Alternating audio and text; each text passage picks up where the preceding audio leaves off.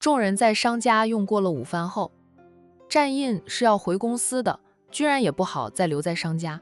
那吃饭的时候呢，商无痕就瞪了居然好几次，居然被商无痕瞪着的时候，他依旧好风度的微笑啊，反而显得商无痕没有风度了，就把商无痕气得半死。军总要不要一起走啊？战印问着君然。君然笑着，好，正好我有事要和战总讨论讨论的。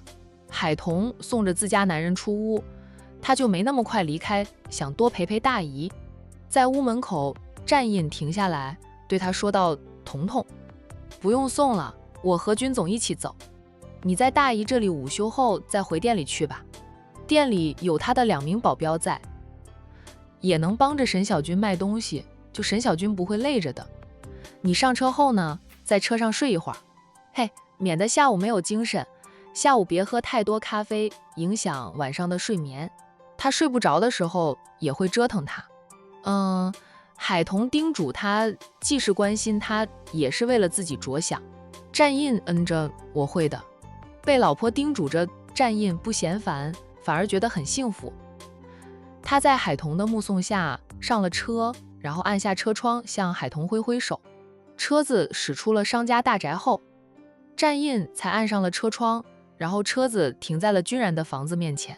君然问战印，战总要不要进来坐一坐啊？战印没有拒绝他的邀请，下了车，就在君然的带领下走进了这栋很多人都想买下来的大别墅。占地平方是真心很大。战总，我这栋房子还在装修之中，显得有点杂乱啊，你别见怪啊。君然带着战印在院子里逛着。装修是先从屋里开始，现在屋里才是乱糟糟的。院子里除了堆放着一些材料之外，相对屋里来说还算好的。院里的花草树木暂时也还没有变动。商小飞说不必移走那些长了几十年的风景树，君然就没有移走风景树。装修要花多长时间？战印沉声问了句。君然想了想后说道，估计明年我才能搬进来住吧，格局要大改，时间就长一点。装修是很费时间，也很麻烦，我的房子每次装修，我都是交给管家去管着，他只管拎包入住。那君然笑了笑，其他房子的装修我可以交给管家去管，这栋房子对我来说很重要，我想自己管着，免得装修出来后的效果不如愿，还得拆了重来，那样更费时间啊。战印偏头看了君然2眼，理解地道，你是要把这栋房子当成你婚后居住的家，那是要多花点心思。君然笑，是的，力求做到最好，让他参与其中，那样装修风格就能让他满意了。我把装修的新图纸也拿给他看过的，征求他的意见。战印见他默认了对商小飞的喜欢，战印停下来看着君然，直接问道，君总，你是喜欢了商小飞吗？君然也看着他，想从战印的脸上的表情探出战印的内心想法。战印哪有不知道君然想从他脸上看到什么？他说道，君总，你不用这样看我，我对商小飞从前没有爱，现在也没有爱，将来也不会有爱呀。他一直都不是我的菜。他说的都是真心话，可能有些人会觉得他当初不接受。商小飞是因为他和商无痕不对盘，只有他知道他是真的不喜欢商小飞，哪怕商小飞本性不坏，也不像外界传言般那样不堪，他属于真性情的人。他不喜欢商小飞就是不喜欢。君总喜欢商小飞的话，尽管去追求，这件事与我没有半点关系，我不过是受人之托来试探一下君总，探探君总的口风。君然就本能地问道，谁拜战总来我这里探口风的？那问完后呢，君然又觉得自己问的多余了。战印的爱妻海童是商小飞的姨表妹，那2个人在相认之前就是好朋友了。那海童在知道自己的丈夫就是商小飞痴恋的战少时，曾经觉得对不起商小飞，但商小飞很大度，并没有因此和海童翻脸，反而帮着战印说话，劝海童要珍惜战印的感情，不要错过了战印的深情，否则会后悔终生的。他说他那么高傲的人，都会喜欢战印，可见战印是真的适合一个女人托付终身。因为商小飞的不计较，没有与海童反目成仇，海童和战印才能迅速的和好，就有了如今的恩爱。是你太太吧？君然笑道，我早就该猜到了的，是我家彤彤让我来探一探君总的口风的。那君总既然喜欢了商小飞，为何不表白啊？就也不展开追求，君总在怕什么？战印问道。不等君然答话，他又说道，君总是我和彤彤这一路走来的见证人之一，不知道君总从我夫妻俩身上学到了什么。我不知道小飞喜不喜欢我。君然在面对自己喜欢上的女孩子面前有点胆怯，他觉得他和商小飞现在处得很好，他贪恋现在这种融洽的相处方式。那害怕表白后呢，商小飞会连商家大门都不让他进，那还有商家人总是防狼似的防着他。就君然知道商家人是舍不得商小飞远嫁到 A 市去，其实他负责着风尘集团在管城的所有生意，一年之中大部分的时间都是在管城的。商小飞若是嫁给他，基本也是在管城生活，那顶多就是逢年过节跟他回一趟风尘山庄。我看商小飞对你的印象很不错的。战印鼓励着君然主动表白，并对商小飞展开追求。那如果商小飞不是海童的表姐，她嫁不嫁战印才懒得管呢。那有了表姐妹这一层关系，战印也希望商小飞能早点找到真爱。只要商小飞嫁了一个不输于她的优秀男人，生活的幸幸福福的，海童才能彻底放下心来。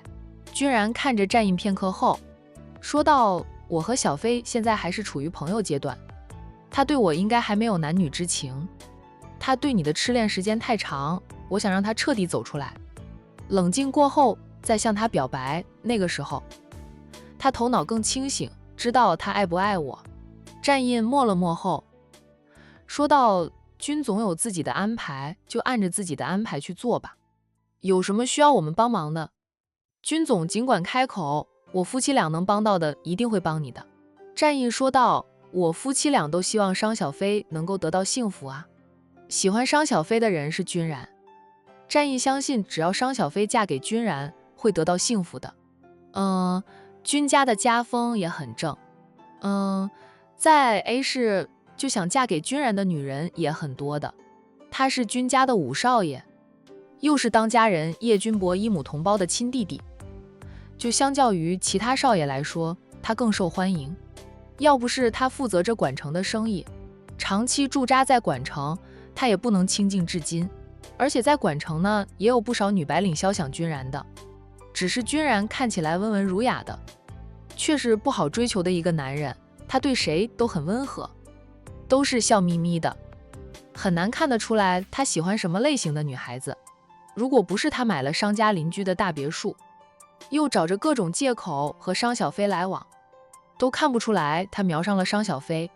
要知道他和商小飞的初次见面啊，其实算不得很好的，因为商小飞差点撞上了他的车，还不让道，是他不和商小飞计较，让司机后退，让道给商小飞。就当时他是认出了商小飞的身份，知道他是商家的小辣椒，有点蛮不讲理的，不好招惹，他才礼让他的。随着接触的机会增多，居然发现了别人对商小飞的评价是很不公平的。她是个本性不坏的真性情女孩子，不知道从什么时候开始，她就喜欢看到他。知道商家邻居的房子要变卖后，她作为收购邻居公司的人，自是第一时间知道的，所以也抢在商无痕下手之前把别墅买了下来。她就是下意识的想和商小飞做邻居，也觉得做了邻居，她能经常看到商小飞，就有一种近水楼台先得月的想法。如果有一天我和小飞能修成正果，我一定会让小飞活成别人羡慕的对象，像你太太那样幸福的。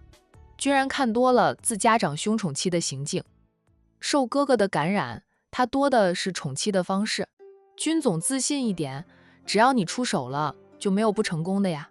战印鼓励着君然，要是君然追求商小飞都不会有结果，那商小飞还是留在商家养老吧。商先生和商太太难道看不出来我的居心？商无痕也能看出来，他们每次看到我的时的表情及眼神。战总刚才也能看到，他们就是不让小飞发现而已。他们不是不认可你，是觉得你太远了。商小飞在商家那是集万千宠爱于一身的，为人父母的有几个舍得让女儿远嫁的？女人远嫁也需要很大勇气的。战家的三太太，也就是战印的三婶，就是属于远嫁的。他听说他三叔当年追求他三婶的时候也是很困难的，为了考察三叔以及他们战家的家风好坏，他三婶的父母还入住他们家游山庄半年时间。在考察的这半年里，三婶的父母经常隐瞒身份去打听三叔的人品，确定三叔的人品的确很好，原生家庭的家风也很正厚。那三婶的父母呢，才松口同意了两个人的婚事。因为他三婶在娘家呢，也很受父母兄嫂的疼爱，就人人都舍不得三婶远嫁的。战印想着呢，他以后若是有女儿，那也舍不得让女儿远嫁的。我知道他们舍不得小飞远嫁，所以我就买了这栋大别墅，当成我婚后常住的房子。我大哥多少知道我的一点心思的，不会再把我调离管城，会让我一直打理着管城的生意。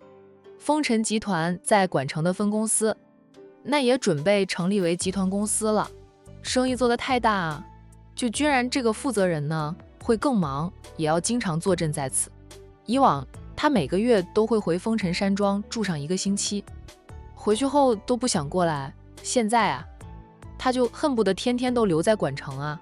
哎，大嫂快生了，就居然想着等到大嫂生了宝宝，要是能给他添个侄女，他就回去；要是像二嫂那样又是一对侄儿的话，他就等侄儿满月再回去喝满月酒啊。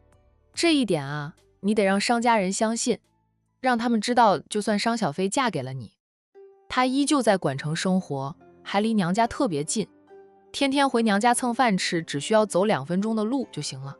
君然笑，我会让他们明白，小飞嫁给我的话，他们不是失去一个女儿，而是多了一个女婿。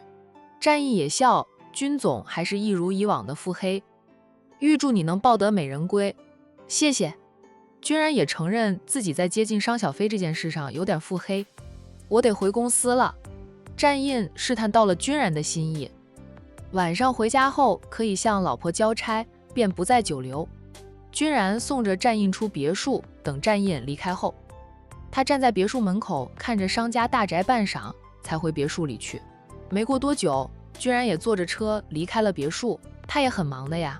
当然了，接近商小飞的时候，他就闲得很，就只要商小飞邀请他喝茶，他能陪着他喝1天的茶。战印走后，商太太并没有马上午休，她和2个外甥女闲聊话家常。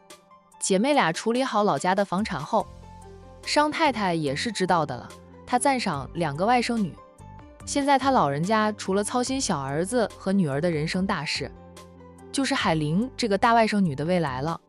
彤彤，明天晚上的宴会，你还准备跟着大姨一起出席吗？商太太就先问了这个问题。海彤笑道，大姨，我明天晚上陪着战印一起出席孔老办的宴会。战印说，孔老是个值得尊敬的长者，每年孔老办的宴会他都会出席的。商太太也笑，你敢以战家大少奶奶的身份陪着战印出席宴会，大姨很开心。其实那个圈子混熟了，就能适应，不管别人心里怎么想你，你只要没有做出出格的事，他们也不敢对你做什么。你是战印的太太这件事是抹不掉的事实，不管你多努力的提升自己，别人提到你依旧是说你靠着战印的，除非有一天你能超越战印，让别人因为你才知道战印吧。既然是抹不掉的事实，那就不必去逃避啊，坦然的面对就行了。商太太这样说也不是让海彤不必努力，努力还是要努力的，就是不用刻意去证明自己了。时间能证明海彤这个战家大少奶奶合不合格的。你过去经常陪着沈小姐参加过很多次上流社会的宴会了呀，其实你并不怯场，你的言行举止也大方得体。只不过过去的你不显山不露水，不想引人注意而已。那商太太对于2个外甥女的过去也了解得清清楚楚的。海童笑道：我和小军会被沈姑姑带着去参加宴会，是冲着宴会上的美食去的。每次沈小军磨着他陪着去，2个人都是到了现场后，就找2个角落里的位置坐下来，然后愉快地享受宴会上的美食。吃货嘛，看重的当然是吃货了。吃饱喝足后，再欣赏着宴会上的俊男美女，私底下小声的评头论足。故而他们俩参加过数次上流社会的宴会，都没有被人记住名字。那沈小军会被记住，还是在孔太太的生日宴会上一躺成名的。海玲啊，商太太不用操心小外甥女的成，小外甥女命好，婆家是极好的人家。海玲抱着儿子在打瞌睡，洋洋早就睡着了，他抱着儿子眼皮直打架，他撑不住，头一点一点的。冷不丁听到大姨的叫喊声，就他从周公那里挣扎回来，看向商太太：大姨怎么了？海玲，你困了，带着洋洋去客房里休息吧。做早餐生意是很累人的，每天都要早起。那商太太想说的话，看到海玲困得要命的样子，咽了回去。是累了点儿，不过累也快乐着哈。大姨，那你想说什么？你说吧，我听完了再上楼休息。海玲笑得憨憨的。大姨想问你，明天晚上有没有兴趣跟着大姨出席宴会？彤彤能带着你去，我想你是不想跟着彤彤夫妻俩一起出现的。跟着大姨一起，不用担心别人说你什么，大嫂是你的长辈呀。海玲连忙婉拒，她笑道：大姨，你也说了，我要是想去，彤彤随时能带着我去。是我不想去，现在的我还不适合迈进那个圈子，等到我将来开了几家大饭店后，我自己就会融进去了。海玲不想依靠任何人踏进那个圈子，就现在呢，她不适合那个圈子，她就不会挤进去。等到她有本事了，不用她挤，那个圈子也会自动的来融洽她。那大姨就不勉强你了。海玲连妹妹夫妻俩要送她一辆车，她都拒绝的。商太太便没有勉强，想到陆东明常去那海玲的店里用早餐，商太太沉默了一下后，就试探地问道：海玲，陆总还会天天去你那里吃早餐吗？海玲答道：只要我的店开门，陆总都会过来捧场，他不挑嘴。虽说是身家100亿的大总裁，也和普通人一样啊。商太太审视着海玲的表情，看出海玲心无杂念，觉得陆东明天天去捧场，没有其他想法。他在心里叹口气，罢了。每个人有他们的缘分，有些事是人为无法阻拦的。陆东明是他欣赏的年轻人，只是陆太太明显是瞧不起海玲的。海玲，你上楼去休息吧，等你休息好了，我和小飞再陪着你去买车。商太太慈爱地说道。那海玲着实困得厉害，那便抱着儿子上楼，进了他以往过来住的那间客房。商无痕早就陪着老婆回房里午休了。彤彤，你有消息了吗？商太太忽然问着海童。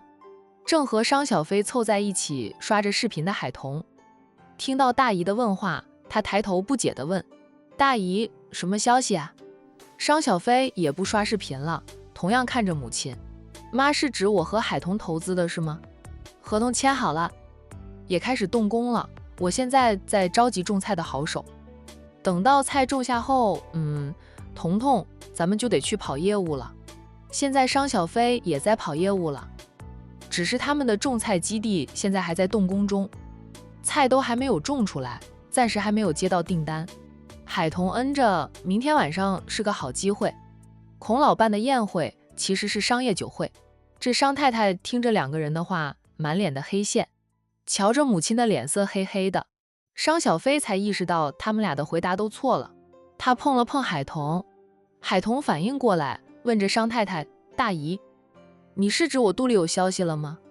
你们投资的项目，无痕和战印都支持，我也觉得有前景，不操心你们的投资。我年纪大了，想的都是你们的人生大事啊。彤彤，我想起来了，我还有事得出去一趟。商小飞马上站起来，很不讲义气地撇下了海童，溜了。溜到屋门口，还丢回一句话：彤彤，你放心，你拜托我的事，我会帮你办妥的。指的是陪海玲去买车的事。商太太，彤彤，你看看小飞他，真被他和他二哥气死。27岁了，一点也不着急。小飞是不用着急。海童意有所指。商太太默了默后说道：居然家在 A 市，太远了，我不同意小飞远嫁的。你让战印跟居然透露透露，让他死了这条心，别老是来招惹小飞，免得小飞遭受第二次情伤。军武少不是买了房子吗？就在隔壁，那是邻居了，还远呀。商太太说道：他买再多房子也改变不了，他是 A 市军家五少爷的事实。彤彤，你和战印也该要个孩子了。大姨，我们夫妻俩没有做避孕措施的，但我就是没有怀上，也不知道我有没有问题。我想着再过一段时间还是怀不上的话，我就去医院做个检查，若是我有问题，早点治疗；若是战印有问题，也让他早点接受治疗。想到战印的勇猛，海童觉得可能是自己的问题居多。他是男人中的战斗机，怎么可能有问题啊？商太太顿时就担心起来，大姨看你们都是身体康健的人，不会有问题的，你放宽点心。有时候越是想怀孕，越是怀不上的，那是因为压力过大的原因。放松了心情，或者是随缘的想法，孩子就会突然间来报道，给你一个惊喜。大姨，有些人看上去很健康，其实也有点问题的。不检查过都不知道自己哪方面出了问题。商太太问过她和生理期情况，说到痛经不影响怀孕的，可能是你给自己太大的压力。你婆家有没有催生？你别管他们催生，放宽心，慢慢来。要是觉得压力大了，就和战印出去旅游。海童想了想，说道：我也没有觉得压力过大，我婆家也没有催生，奶奶偶尔才会说想抱曾孙女。过段时间，战印说带我去 A 市旅游，也想拜访一下军家大少爷。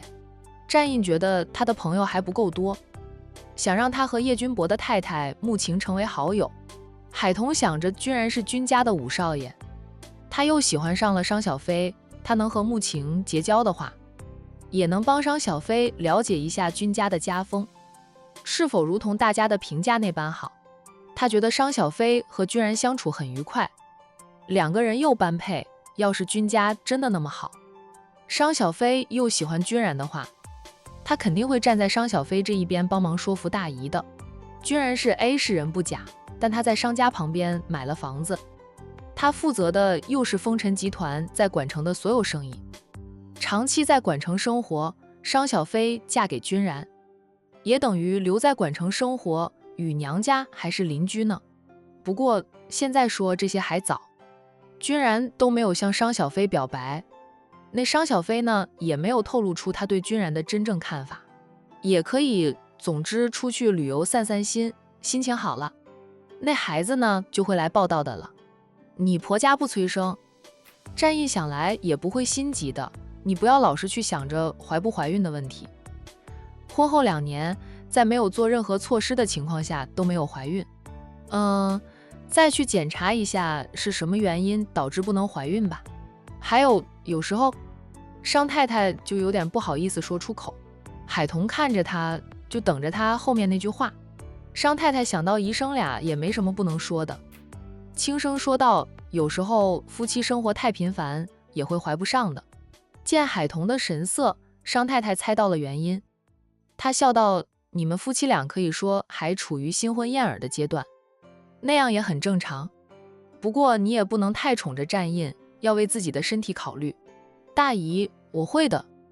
他也不是那种只顾着自己快乐不管我死活的人。晚上回家跟战印说一说，免得他白天在公司忙，晚上回家也忙，结果反而是太忙导致难怀孕的。战印对你很好，大姨倒是不担心你，就是担心你姐那个陆东明对你姐是不是有点意思？我看他对洋洋特别好，也很帮着你姐。陆总说他就单纯的喜欢洋洋。我姐对陆总呢，压根儿就没有想法。不仅仅是商太太觉得陆东明对海玲有意思，海童夫妻俩也是那样认为的。但陆东明不承认呀，他说他就单纯的喜欢洋洋。海玲对陆东明没有想法，这个倒是事实。商太太默了默后说道：“陆东明是大姨欣赏的青年才俊，但陆太太不是个好相处的婆婆，她瞧不起你姐的出身。若是他们俩只是普通朋友关系还好，若是……她就没有再说下去。大姨放心吧，我姐不会再轻易动情的了。那海童是很希望姐姐找到第二春，过得比周红林更幸福，也知道第一段婚姻的失败带给姐姐很大的伤害。刚说要离婚时，就姐姐在她面前痛哭的样子，她还记得。姐姐现在是把自己的心冰封起来，就不会轻易再向别人解释。顺其自然吧。商太太也知道有些事情多说无益，也预防不来。大姨，你午休吧，我回去看店了。商太太嗯了一声，叮嘱她路上小心点，并亲自送她出屋，看着她开着车出了别墅。远去了，商太太才转身往回走。海童刚回到店里，叶佳妮就来了。她的到来让海童颇为意外。海童啊，你姐呢？叶佳妮进来就直接问着海童：“周太太找我姐有事啊？”海童把车钥匙放好，淡冷地反问着叶佳妮。沈小军也防备地看着，准备在叶佳妮作死的时候就抄扫把打出去。叶佳妮脸上还有着青紫，眼底也有黑眼圈，整个人看上去显得憔悴不堪。她今年才25岁，比海童还小1岁的，现在瞧着比海童要大上好几岁了。可能是婚后周红林就舍不得给她买名贵的护肤品了吧。保养的还不如她姐姐。目睹了叶佳妮的状态后，海童没有同情，只觉得大快人心。我就是想找她聊聊。叶佳妮被大姑姐以及公婆联手揍了一顿，弄得脸青鼻子肿的，虽说现在脸不肿了，但青子还在。她不想回娘家，回娘家只会被父母兄嫂骂，因为她当初偷出户口本和周红林先领证，导致父母拿不到那60几万的彩礼。父母说她这么快就和周红林一条心，以后在周家受到欺负，别回娘家哭诉。但她心里难受得很，她想找个人倾诉一下。打开微信好友列表看了一遍，发现能和她聊得来的人并不多。她因为当了周红林和海玲婚姻里的小三，那导致她没有一个真心的朋友。那再者，她也不想让认识她的人知道她在婆家被欺负了。那她就想到了海玲。当小三的想找原配倾诉，挺讽刺的。偏偏只有海玲知道周家人的极品。我姐和你有什么好聊的呀？要是你想找我姐聊周家人的话，你可以走了，我姐和周家已经没有关系，你也不用担心我姐会吃回头草。你若发现你老公有二心了，那是他的事，与我姐无关。我姐跟周红林认识10几年，是初恋，恋爱时也甜如蜜，婚后也有过幸福的时光。最后他为了你跟我姐断绝夫妻情分，说明这个男人是靠不住的。看着我姐的下场，有一天也会落在周太太身上。叶佳妮有点烦躁地道：“我和周红林的感情好得很，我找海玲不是和感情有关的，我就是……海玲去哪里了？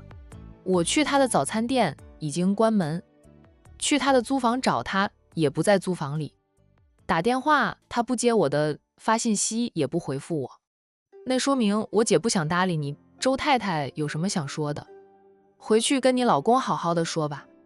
你和你的婆家人不要有什么事就跑来找我姐，我姐又不是听筒。”周母跟叶佳妮闹矛盾时，也是跑来跟海玲抱怨。现在叶佳妮竟然也这样。海童都被这一家子无语死了，他姐又不是听筒，专门听他们周家人互相抱怨的。他要跟姐姐说，下次这些人过来抱怨，让姐姐收他们的钱。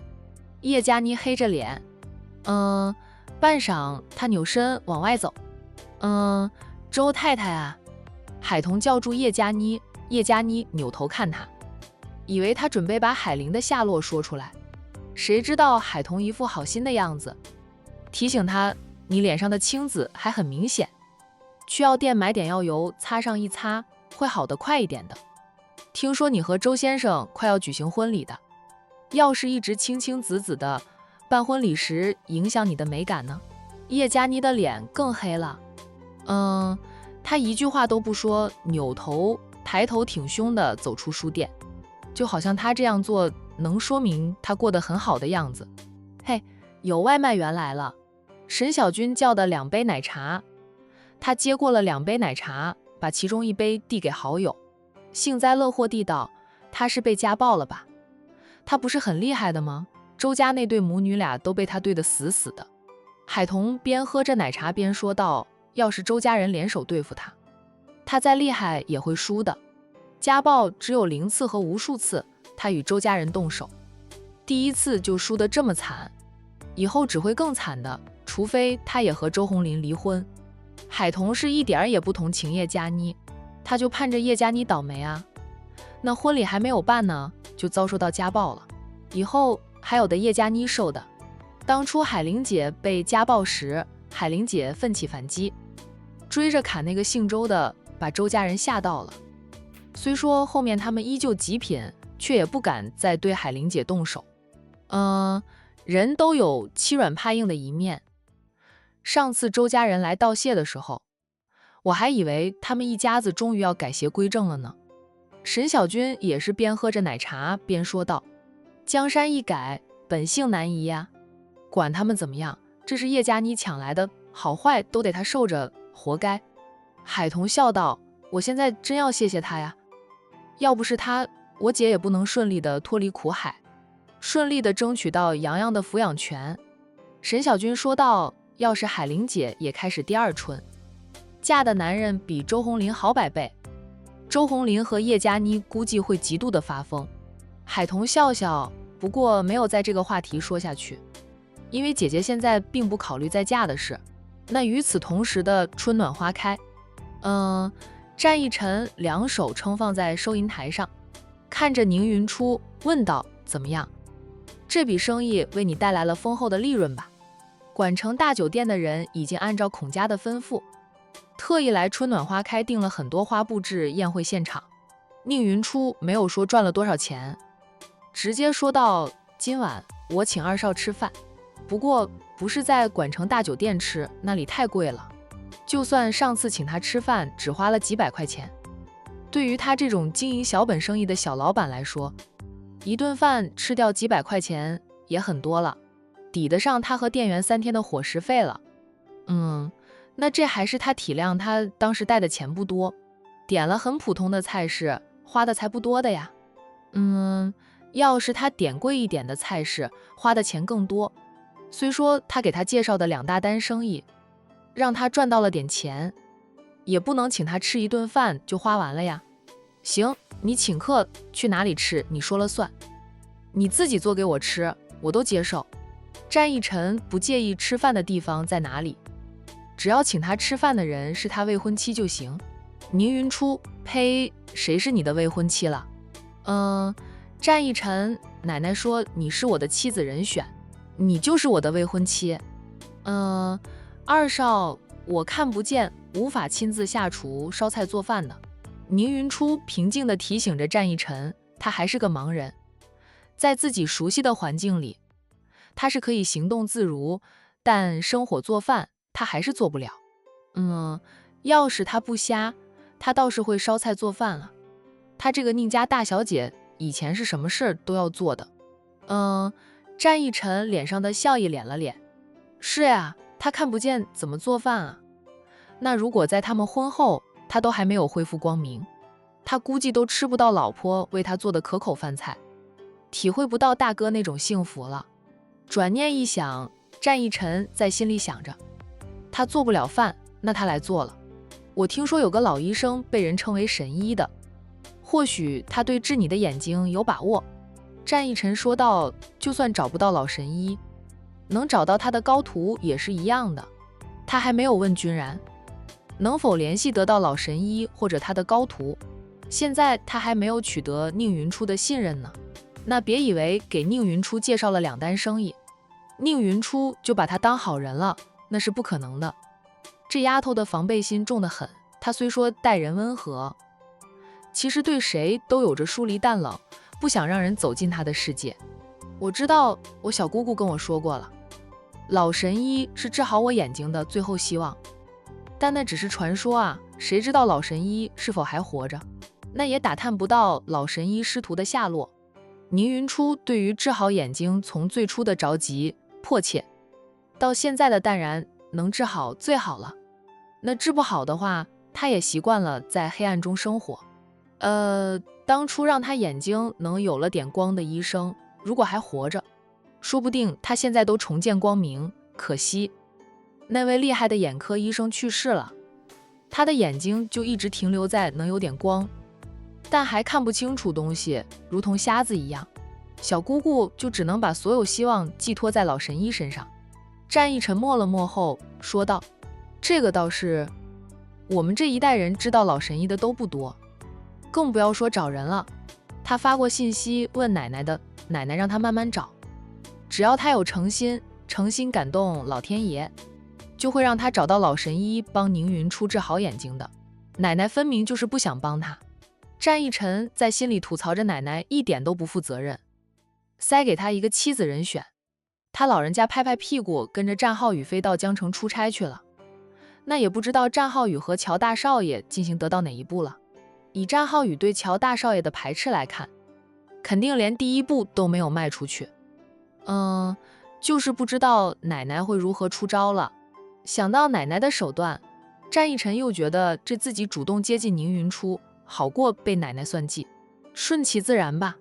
宁云初知道自己失去光明的真正原因，他是被人长期下了慢性毒药，然后又被猛然加大了药量，他身体承受不住，差点死去。虽说被救回来，却导致了眼睛失明。10年前小姑姑也报了警的，可惜到最后也没有查到是谁对他下毒的。那继父只是把10年前的那些佣人全都解雇了事。